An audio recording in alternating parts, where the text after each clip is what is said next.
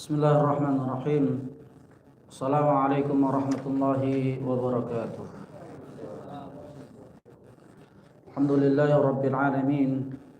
Salatu wassalamu ala afdhalil anbiya'i wal mursalin Sayyidina wa maulana Muhammadin wa ala alihi wa ashabihi ajma'in. Wa ba'd. Ma'asyiral muslimin wal muslimat, rahimani Allah wa iyyakum. Alhamdulillah, kita mengucapkan puja dan puji syukur kita kepada Allah tabaraka wa taala. Kemudian salawat dan salam juga tidak lupa kita sampaikan kepada Nabi kita yang mulia, Nabi Muhammad sallallahu alaihi wasallam, manusia terbaik yang Allah utus ke permukaan bumi ini sebagai suri tauladan yang sempurna. Ma'asyiral muslimin dan muslimat yang semoga senantiasa diberkahi dan dirahmati oleh Allah. Kembali kita melanjutkan membaca dan mempelajari kitab Al-Wajiz, dan kita masih dalam pembahasan Kitabus Shiyam, pembahasan tentang puasa. Dan pada pertemuan sebelumnya kita telah mempelajari di antaranya yaitu bagaimana cara menetapkan masuknya bulan Ramadan, dan juga kita telah mempelajari kepada siapa saja puasa tersebut diwajibkan. Kita baca sebentar pelajaran yang telah berlalu. Qala al-mu'allifu hafizahullah ala man yajib. Pada siapa sajakah puasa itu diwajibkan? Ajma'al ulama'u ala annahu yajibu as-sawmu ala al-muslimil 'aqilil baligh as-sahihil muqim, wa yajibu an takuna al-mar'atu tahiratan minal haid wan nifas. Penulis, semoga Allah memberikan taufik kepadanya, mengatakan bahwa ulama telah ijma' bahwasanya puasa itu diwajibkan bagi yang pertama muslim, orang Islam. Ini adalah syarat wajib dari seluruh cabang ibadah. Kemudian yang kedua adalah orang yang berakal, orang yang berakal. Maka orang yang kehilangan akalnya maka tidak dibebankan kepadanya at-taklif, kewajiban untuk berpuasa. Kemudian selanjutnya adalah al-baligh, yaitu orang yang telah baligh. Hal ini sebagaimana disebutkan oleh Nabi sallallahu alaihi wasallam, rufi'al qalamu an thalathatin, bahwa pena itu diangkat pada 3 golongan. Yang dimaksud dengan rufi'al qalam di sini, pena terangkat, yaitu qalamut taklif, yaitu qalam untuk membebankan, atau dengan maksud yang lain qalamul malaikah, itu pena malaikat yang berada di kanan dan kiri kita. Pada siapa pena itu terangkat? Yang pertama, anil majnuni hatta yafiqa, yaitu pertama bagi orang yang gila sampailah ia sadar. Wa anin naimi hatta yastayqiza, dan dari orang yang tertidur sampai dia terbangun. Wa anis sabiyi hatta yahtalima, dan juga pena terangkat daripada anak kecil sampailah dia mimpi atau baligh. Kemudian sebagaimana puasa ini juga diwajibkan as-sahih al-muqim, bagi orang yang sehat dan juga bagi orang yang mukim. Maka sebaliknya, bagi orang yang tidak sehat atau orang yang sakit ataupun orang yang sedang dalam safar, maka tidak ada kewajiban bagi mereka untuk berpuasa. Ya, berdasarkan firman Allah Subhanahu wa taala, "Wa man kana maridan aw ala safarin," dan barang siapa yang sakit atau dalam keadaan safar, fa iddatun min ayyamin ukhar, maka hendaklah dia menggantinya pada hari-hari yang lain. Ya, maka orang yang sehat dan muqim wajib untuk berpuasa. Wa yajibu an takuna al-mar'atu tahiratan min al-haid wan nifas. Kemudian wajib bagi wanita ya ketika mereka dalam keadaan suci. Suci yang pertama yaitu suci dari haid, dan suci kedua adalah suci dari an-nifas. Maka wanita yang haid ataupun nifas, mereka tidak ada kewajiban berpuasa, dan jika mereka berpuasa, puasanya tidak sah dan tidak diterima. Ya, puasanya tidak sah dan tidak diterima. Baik. Kemudian penulis mengatakan ayyuhuma afdal. Ya, tatkala penulis membahas tentang orang yang sakit dan orang yang sedang dalam safar, mana yang lebih utama, mana yang lebih afdal bagi kedua kelompok ini? Apakah berbuka ataukah berpuasa? Ya, mana yang lebih afdal bagi orang yang sakit ya ataupun orang yang sedang bersafar? Ya, maka kaum muslimin, hal ini perlu dilihat dari masyaqqah. Apa? Masyaqqah. Masyaqqah artinya tingkat kesulitan, ya, atau beratnya seseorang kalau dia berpuasa. Maka ya, jika seandainya orang yang sedang safar ataupun orang yang sedang sakit, mereka tidak merasakan kesulitan yang sangat kalau mereka berpuasa, maka puasa ketika itu lebih utama, afdal, lebih utama. Kita ulangi. Jika seandainya orang yang safar ataupun orang yang sedang sakit tidak mengalami begitu banyak kesulitan ketika mereka berpuasa, maka dalam hal ini berpuasa lebih baik bagi mereka. Namun sebaliknya, seandainya ya, jika mereka berpuasa, yaitu orang yang sakit ataupun orang yang sedang safar, jika mereka berpuasa dan puasa itu membuat diri mereka sulit, maka dalam hal ini berbuka afdal. Berbuka afdal. Baik itu safarnya dengan kendaraan yang ber-AC ya, ataupun tidak. Baik dengan pesawat ataupun dengan motor. Yang penting itu adalah dalam rangka safar ta'ah, bukan safar maksiyah. Adapun safar maksiyah, safar yang dilakukan dalam rangka berbuat maksiat, maka ini tidak boleh. Ada nggak safar dalam rangka berbuat maksiat? Ada. Seseorang liburan kemana? Ke Thailand, pantai Thailand. Itu nggak usah kita sebut. Thailand misalkan, ini safar doa atau safar maksiat? Dia ingin liburan ke pantai Thailand. Apa yang mau dilihat pantai Thailand? Halal yang dilarang tentunya di sana ada. Maka ini safar apa? Maksiat. Enggak boleh. Ya. Baik, saudaraku rahimakumullah, apakah dalilnya ada? Baik, kita bacakan dalilnya. An Abi Sa'id Al-Khudri radhiyallahu anhu qala, dari sahabat yang mulia Abu Sa'id Al-Khudri, semoga Allah meridhoinya, dia mengatakan, kunna naghzu ma'a Rasulillah sallallahu alaihi wasallam fi Ramadan. Kami dahulu, kata Abu Sa'id Al-Khudri, pernah berperang bersama Rasulullah sallallahu alaihi wasallam di dalam bulan Ramadan. Di dalam bulan Ramadan. Jika kita melihat di dalam Sirah An-Nabawiyah, maka peperangan Nabi Sallallahu Alaihi Wasallam itu ada yang dilakukan ketika bulan Ramadan.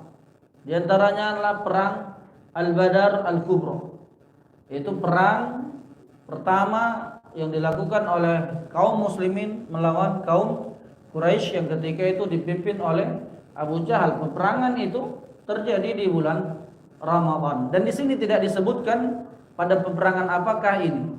Namun Abu Sa'id menceritakan, kunna naghzu, dahulu kami berperang bersama Rasulullah sallallahu alaihi wasallam fi Ramadan, pada bulan Ramadan. Faminna as-saimu wa minnal muftir. Nah, kita tahu bahwasanya yang namanya medan jihad adalah medan yang berat. Medan jihad adalah medan yang berat. Apatah lagi jika kita membayangkan bagaimana keadaan di zaman Rasulullah sallallahu alaihi wasallam. Zaman yang memang ketika itu tidak begitu memiliki sarana dan prasarana yang baik. Dari segi kendaraan, dari segi bekal makanan dan seterusnya. Ya. Di sini Abu Sa'id Al-Khudri menceritakan, di antara kami ada yang tetap berpuasa dan ada juga yang berbuka karena beratnya. Namun kata Abu Sa'id, fala yajidu sa'imu 'alal muftir walal muftiru 'ala sa'im. Tidak ada yang mencela di antara sesama mereka. Orang yang berpuasa tidak ada tuh menanyakan, kok kamu enggak puasa, kepada orang yang berbuka. Dan orang yang tidak berpuasa tidak ada tuh menanyakan kepada orang yang berpuasa, kok kamu puasa dalam keadaan seperti ini. Tidak ada. Ya rauna anna man wajada quwwatan fasama fa inna dzalika hasanun wa yarawna anna man wajada dha'fan fa aftara fa inna dzalika hasanun. Ya, hadis ya sahih daripada Sahih At-Tirmidzi.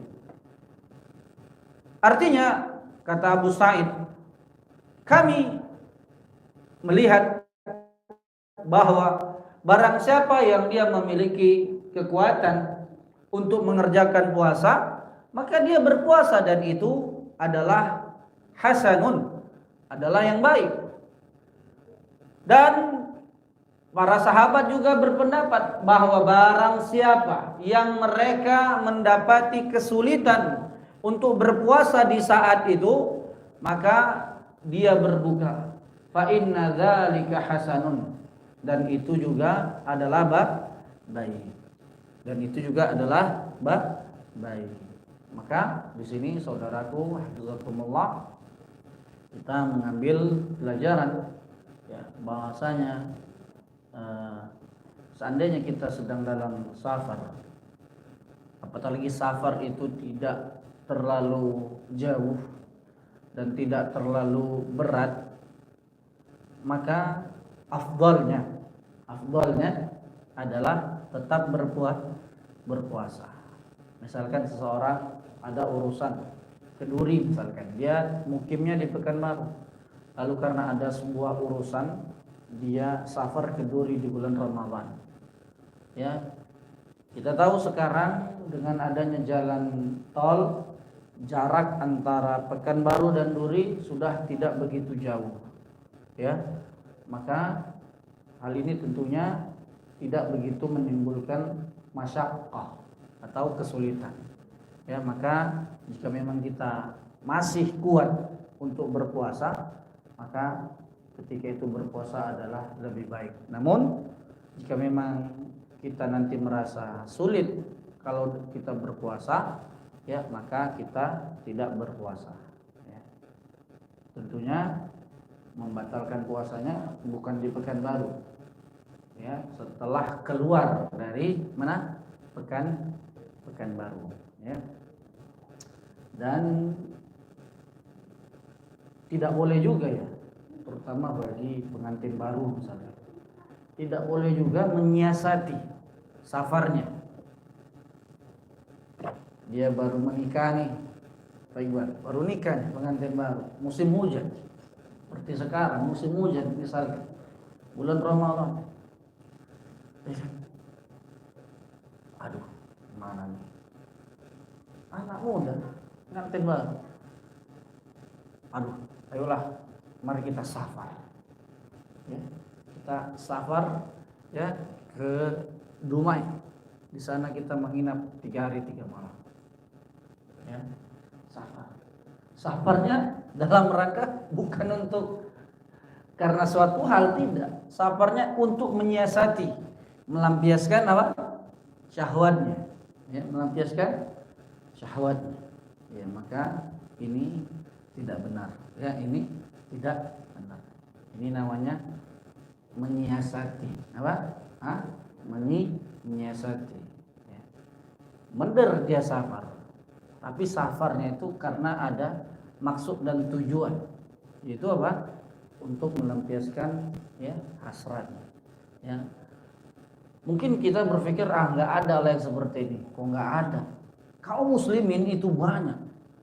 Kita yang mungkin mengaji mungkin tahu, tapi yang nggak mengaji misalkan, yang nggak tahu, jangankan ini Pak, nggak sabar aja dihajar misalkan pengantin baru. Ya. Maka ilmu ini penting, saudara. Bagaimana ya seseorang wajib untuk berilmu, lalu kemudian dia beramal. Dan orang yang telah memiliki ilmunya, hendaknya dia menyampaikan apa yang dia tahu kepada sahabatnya, kepada saudaranya, kepada kerabatnya. PR kita banyak, tugas kita banyak. Di luar sana masih banyak saudara-saudara kita yang mungkin tidak tahu bagaimana cara mengambil wudhu yang benar, tidak tahu bagaimana cara sholat yang benar. Di luar sana ketika bulan Ramadan masuk, mereka berpuasa namun merokok jalan juga, sholat enggak juga. Berpuasa, syukran, jazakumullah khair, kita ucapkan karena mereka sadar puasa ini kewajiban, namun sholat itu juga wajib.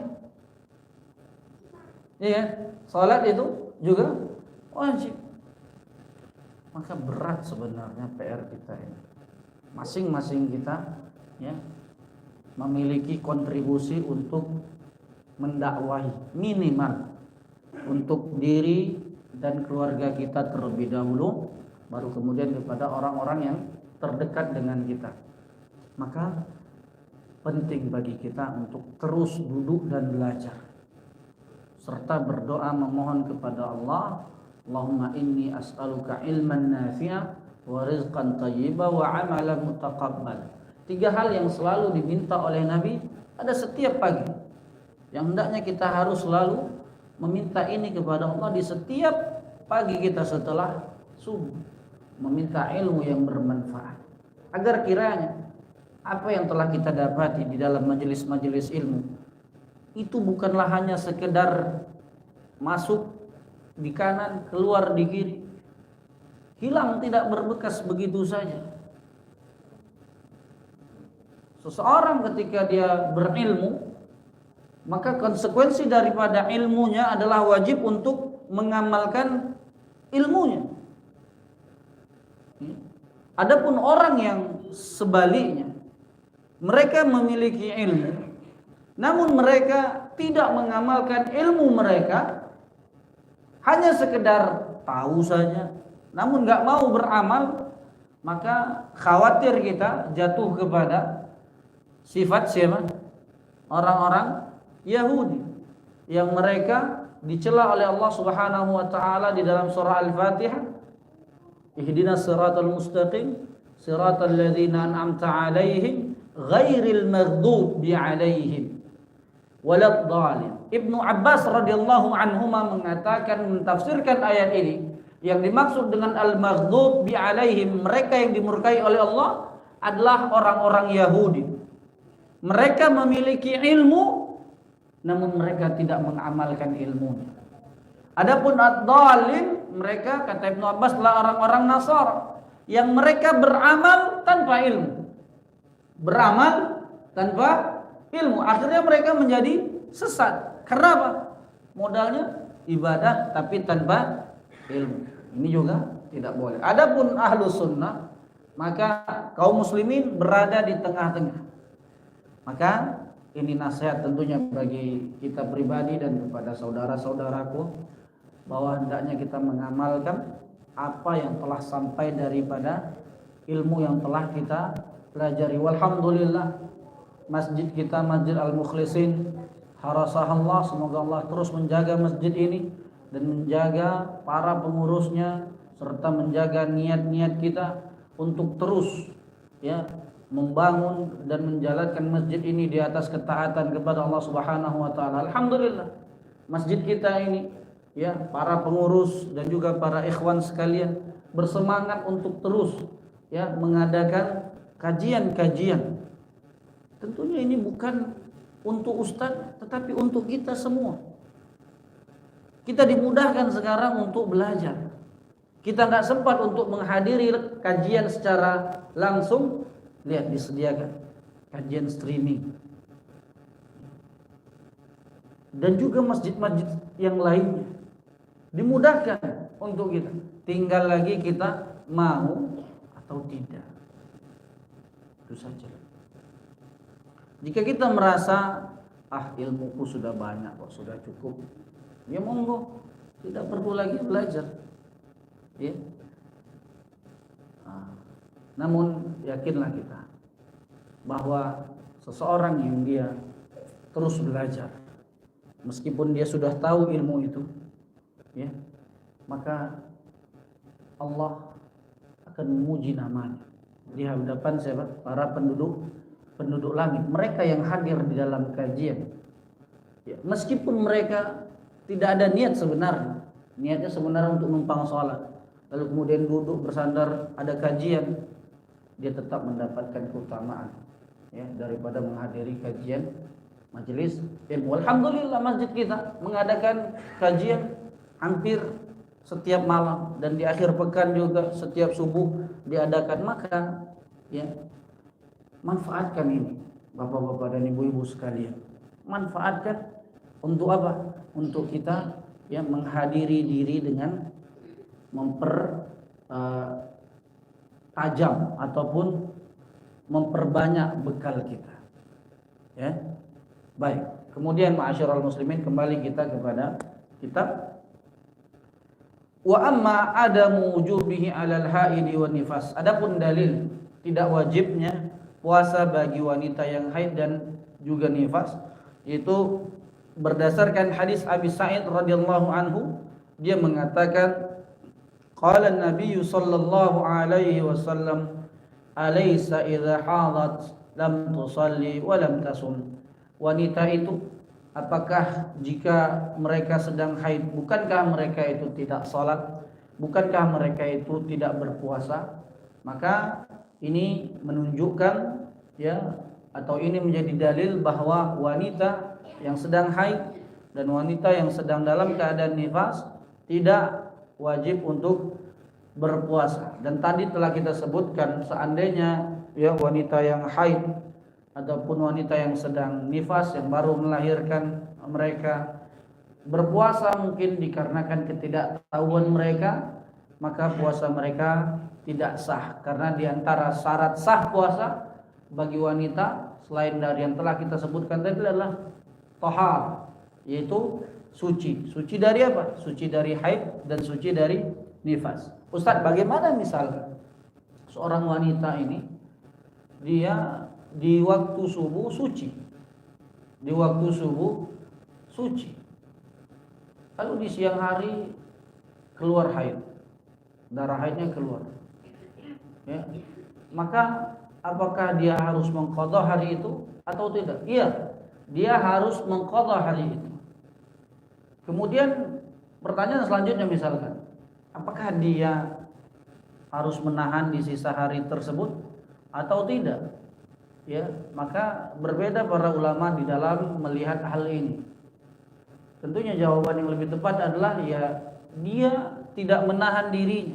Kenapa? Karena dia akan mengganti hari itu. Maka tidak ada gunanya juga dia untuk menahan dirinya.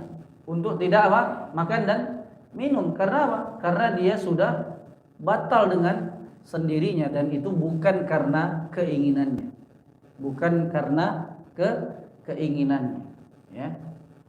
Baik. Masyarul muslimin wal muslimat rahimakumullah.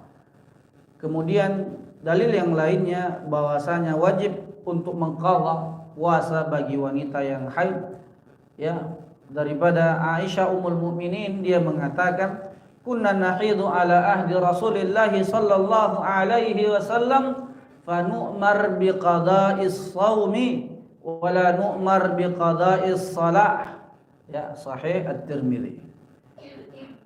Kata Aisyah, dahulu kami haid di zaman Nabi sallallahu alaihi wasallam. Jadi juga wanita di zaman Nabi juga haid seperti wanita di zaman kita sekarang. Dan kata Aisyah, kami ketika itu hanya diperintahkan untuk mengqadha puasa, namun kami tidak diperintahkan untuk mengqadha apa? Salat. Dan ini sebagai bentuk keringanan bagi wanita muslimah. Kenapa hanya puasa? Kenapa tidak salat? Ini telah kita bahas dahulu pada kitabus shalah, kalau kita masih ingat, bahwa diantaranya adalah karena salat itu adalah ibadah yang dilakukan rutin pada setiap hari 5 kali, ya. Sedangkan puasa ini berapa? 1 tahun 1 kali. Dan wanita itu haidnya bervariasi. Ada yang 4 hari, 5 hari, 7 hari, ya, dan seterusnya. Bayangkan jika dia diperintahkan juga untuk mengqadha salat. Berapa banyak dia harus mengqadha salat, ya. Maka ini sebagai bentuk, ya, keringanan syariat kepada wanita muslim. Baik, selanjutnya bagaimana hukum puasa bagi orang yang sudah lanjut, ya, usia ataupun orang yang sakit, yang sakitnya ini berkepanjangan dan menurut dokter tidak akan sembuh. Apakah mereka juga diwajibkan berpuasa atau tidak? Berkata penulis, semoga Allah memberikan taufik kepadanya, wa man ajaza anis siyami likibarin au nahwihi aftara. Barang siapa yang tidak mampu untuk berpuasa dikarenakan usianya, ya, ataupun yang semisalnya, baik itu lelaki yang sudah berusia atau wanita yang sudah berusia, ya, maka jika mereka memang tidak lagi mampu, maka boleh baginya untuk aftara, untuk tidak berpuasa. Dan mereka kemudian wa at'ama an kulli yaumin miskina, dan mereka memberi makan, ya, pada setiap orang miskin itu pada sesuai dengan hari yang mereka tinggalkan, ya, sesuai dengan hari yang mereka tinggalkan. Hal ini berdasarkan firman Allah Subhanahu wa taala, liqaulihi ta'ala wa 'alal ladzina yutiqunahu fidyatun ta'am miskin. Adapun orang-orang yang mereka tidak memiliki kemampuan, ya, maka mereka membayar fidyah dengan cara memberi makan apa? Orang miskin, ya. Jadi bagi mereka yang berat, ya, dikarenakan usia mereka, maka mereka membayar fidyah, ya, membayar fidyah dan tidak mengqadha, ya. Sekali lagi, orang yang sudah tua, ya, ataupun orang yang sakit, ya, yang tidak mungkin diharapkan sembuh, ya, atau menurut dokter dia tidak lagi bisa sembuh, sulitlah untuk sembuh, maka mereka tidak wajib berpuasa, dan mereka sebagai tebusannya adalah mereka membayar fidyah dengan cara memberi makan orang miskin. Boleh dia kasih makannya per hari atau dia kumpulkan. Jadi jika puasa itu 30 hari misalkan, maka boleh nanti itu dia rapel ya 30 hari itu, nanti di hari terakhir atau di manalah gitu ya, dia panggil anak yatim ya, kemudian dia berikan mereka makan. Jadi ada 30 orang ya, 30 orang itu yang dia berikan makan ya, sebagaimana dia makan ya, sebagaimana dia makan, maka sebegitu juga lah dia memberikan ya makanan kepada orang miskin sebagai bentuk ya pengganti daripada ketidakmampuannya untuk berpuasa. Baik, kita azan terlebih dahulu, silakan.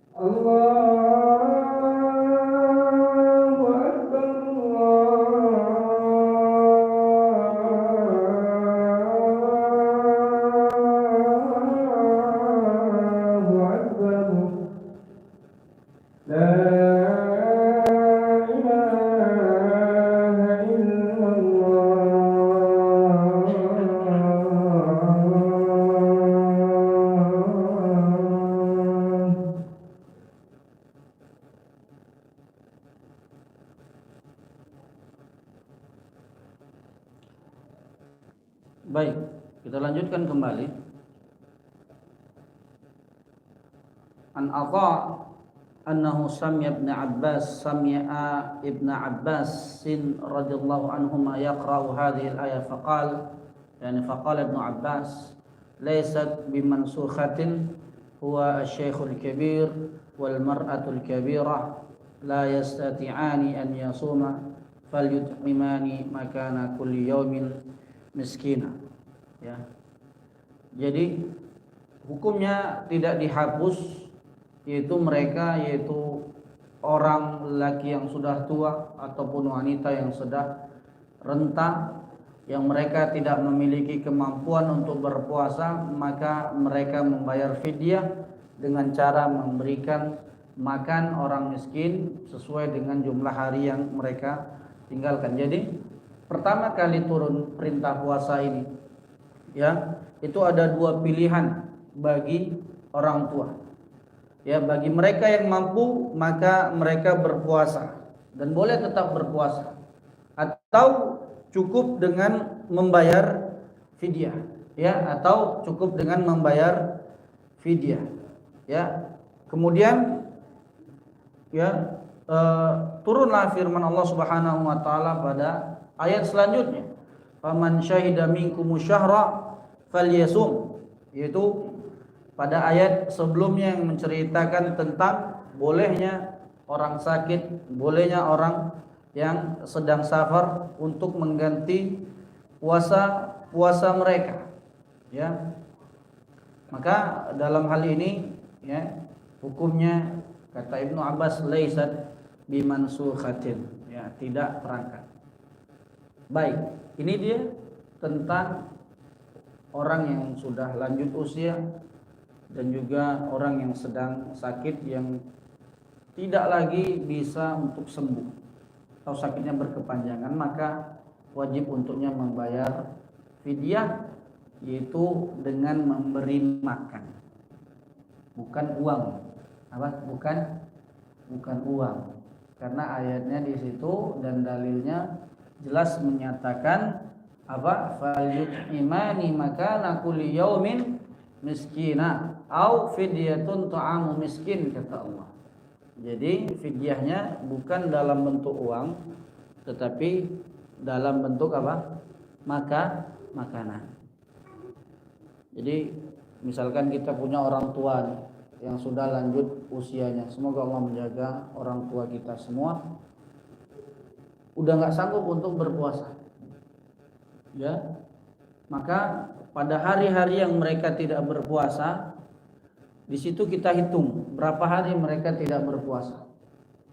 Lalu nanti misalkan 20 hari ini tidak berpuasa, maka nanti kita kemudian membelikan makanan sebanyak 20 kotak misalkan, lalu kita bagikan kepada siapa? Orang miskin, ya, kita bagikan kepada orang miskin. Tidak harus satu orang satu, enggak. Kalau miskin dia ada 5 orang keluarganya, kasih 5, ya, enggak mesti satu hari satu kotak satu orang, tidak. Syaratnya adalah miskin. Ya, atau jika kita khawatir lupa, ya udah per 2 hari atau 3 hari kita bayarkan fidyah orang tua kita dengan cara membelikan, ya, makanan. Misalkan nasi Nurdin, ya, kita beli 3 bungkus, 3 kotak, ya kan?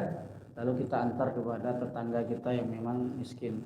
Kalau dari situ punya anggota keluarga rame, kita lebihkan kalau kita mampu. Atau enggak kita tunggu dulu per 7 hari. Nanti kita kasih nih 7 bungkus. Gitu.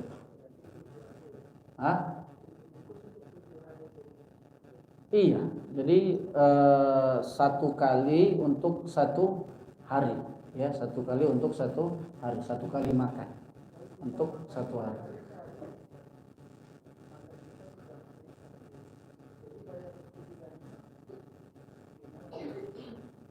Gimana?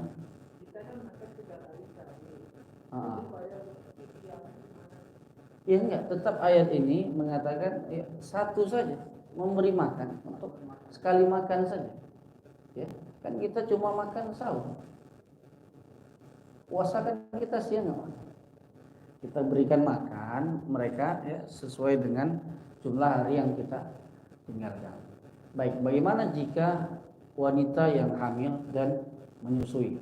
Baik, di sini disebutkan tentang hal ini al-hubla wal murdi'.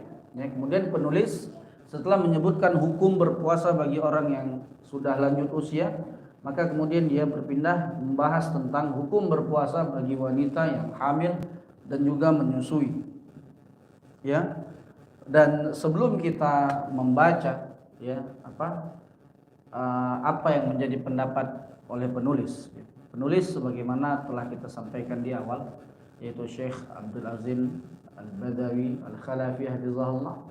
Beliau lama duduk belajar dengan Syekh Al-Muhaddis Al-Imam Nasiruddin Al-Albani rahimahullah. Jadi beliau ini adalah muridnya Syekh Albani. Dan murid-murid Syekh Albani dalam hal ini memiliki pendapat yang nanti akan kita bacakan. Namun sebelum ana bacakan pendapat beliau, maka ana ingin menyebutkan bahwa hukum wanita yang hamil dan menyusui, ya, apakah yang harus mereka lakukan? Apakah mereka mengqadha atau membayar fidyah, ya, seperti orang tua yang tidak mampu. Ya, dalam hal ini ada perbedaan para ulama. Ya, ada beberapa pendapat. Pendapat yang pertama, bahwa wanita yang hamil dan menyusui wajib untuk mengqadha mutlak. Jadi mereka wajib untuk mengqadha puasanya sesuai dengan jumlah hari yang mereka tinggalkan. Ya. Karena kan wanita itu tidak selamanya hamil. Tidak selamanya hamil sehingga uzurnya itu bisa hilang.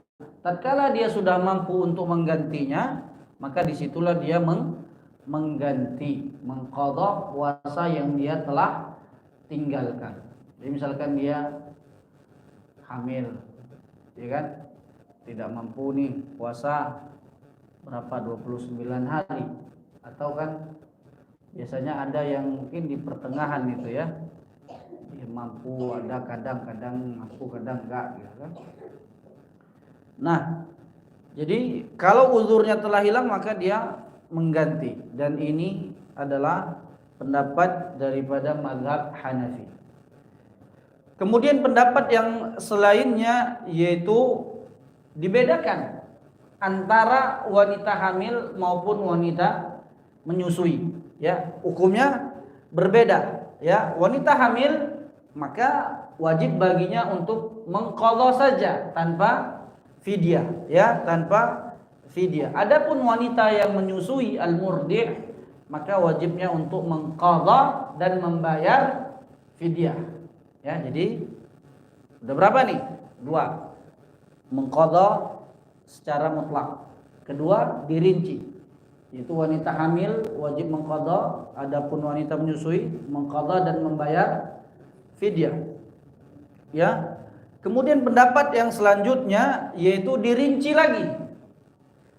Apabila dia, yaitu wanita hamil ataupun wanita menyusui itu, jika dia tidak puasa karena takut sesuatu menimpa kandungannya atau menimpa janinnya, menimpa bayinya, maka ketika itu, ya, dia wajib qadha saja. Ketika itu dia wajib untuk mengqadha saja. Namun yang kedua, apabila ia tidak puasa karena khawatir pada kandungan janinnya saja, yang tadi dia khawatir pada dirinya sendiri, maka wajib baginya qadha saja. Keadaan kedua, jika dia khawatir pada keadaan janinnya, menimpa sesuatu pada janinnya, maka ketika itu dia wajib untuk mengqadha dan membayar fidyah, ya. Dan pendapat yang terakhir yaitu boleh fidyah secara mutlak.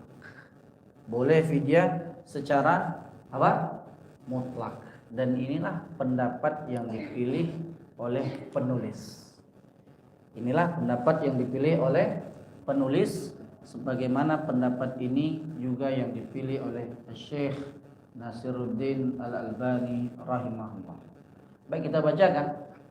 wal hubla wal murdi'u idza lam tutiqa shauma aw khafata ala auladihima falahumal fitr wa alaihimal fidyah wala qada'a alaihima. Ya, wanita yang hamil dan wanita yang sedang menyusui, apabila keduanya tidak mampu untuk berpuasa atau mereka khawatir kalau mereka berpuasa, maka ini akan menyebabkan mudarat pada dirinya dan juga pada kandungannya. Misalkan wanita yang hamil, jika dia berpuasa, ini akan menyebabkan bayinya mudarat. Ya, atau wanita yang menyusui, jika dia berpuasa akan membuat ASI-nya kering sehingga bayinya tidak bisa menyusui.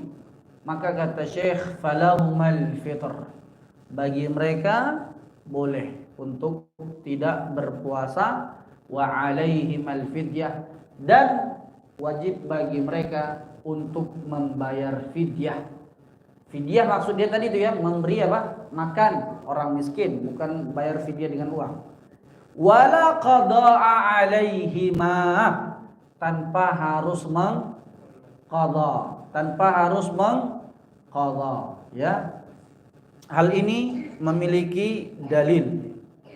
Ya, memiliki dalil, yaitu fatwa daripada Ibnu Umar dan Ibnu Abbas, ya, bahwasanya kata Ibnu Umar dan Ibnu Abbas, ya, orang yang hamil dan menyusui cukup dengan membayar fidyah.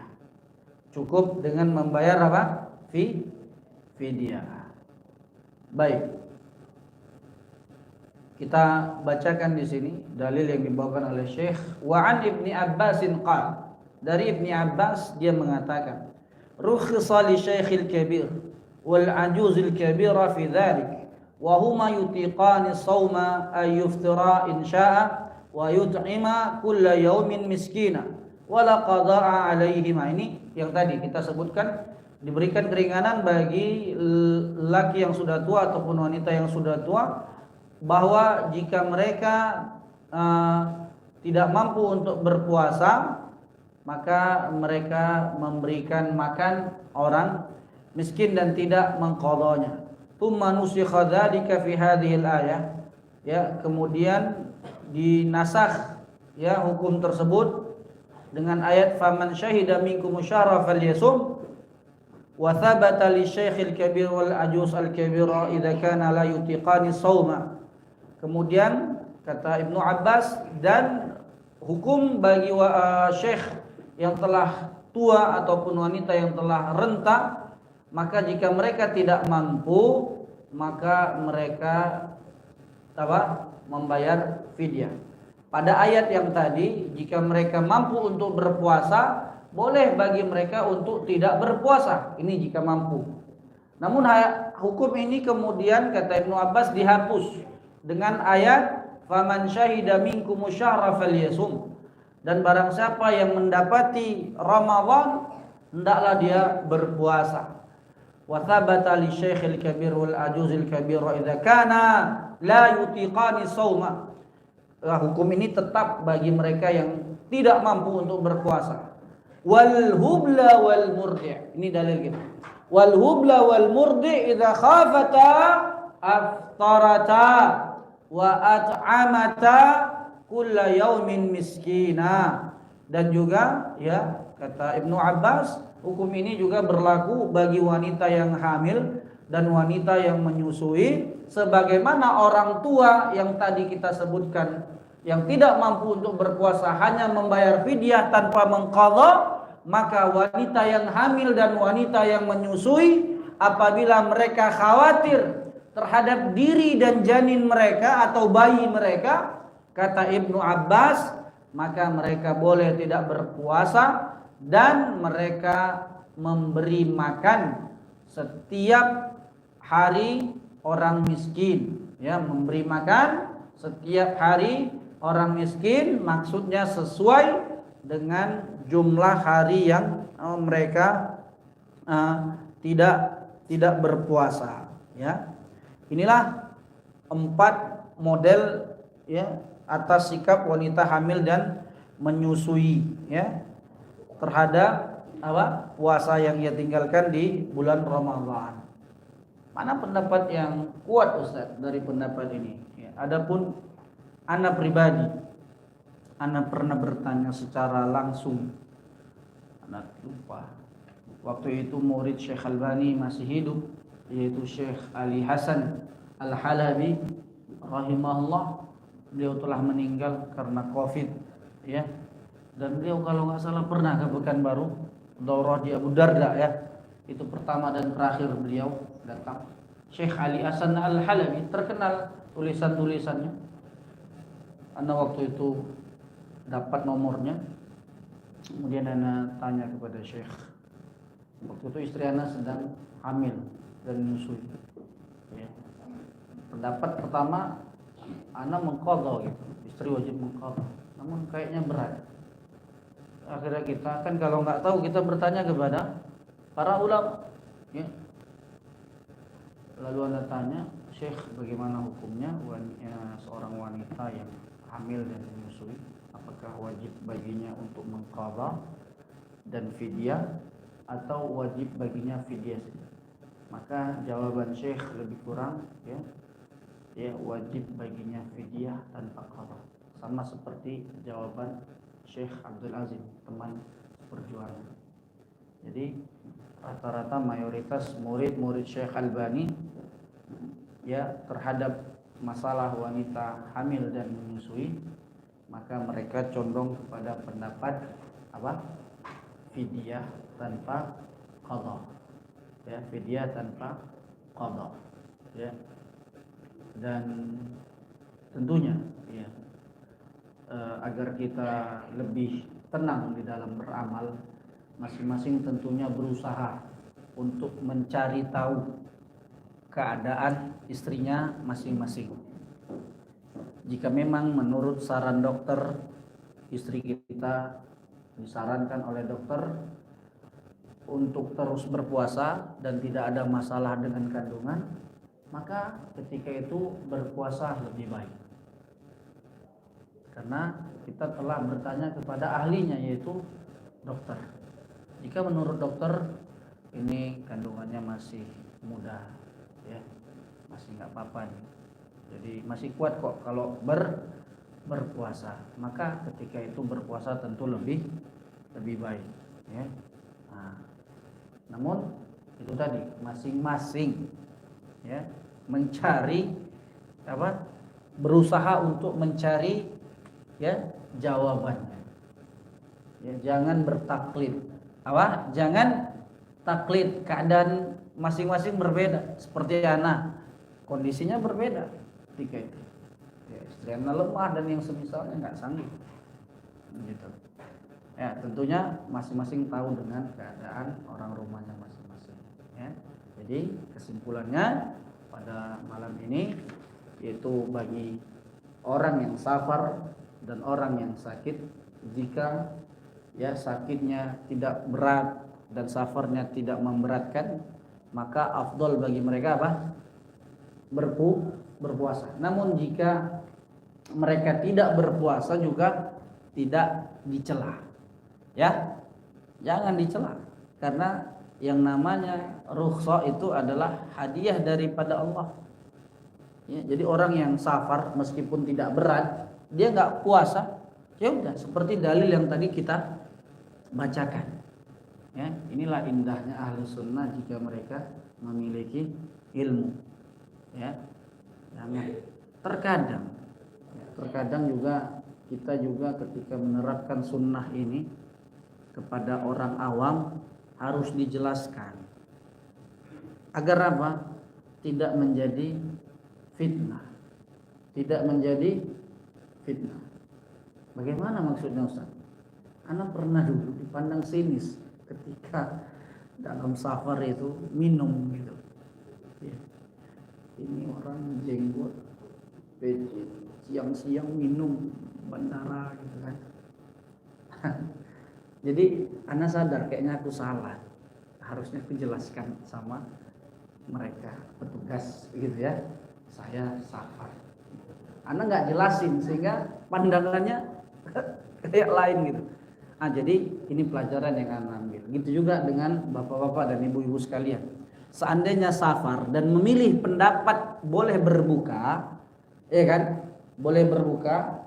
Kemudian datang kita sedang menunggu pesawat untuk kembali ke Pekanbaru, kita sedang di lobi atau di mana gitu, lapar nih karena pesawat delay.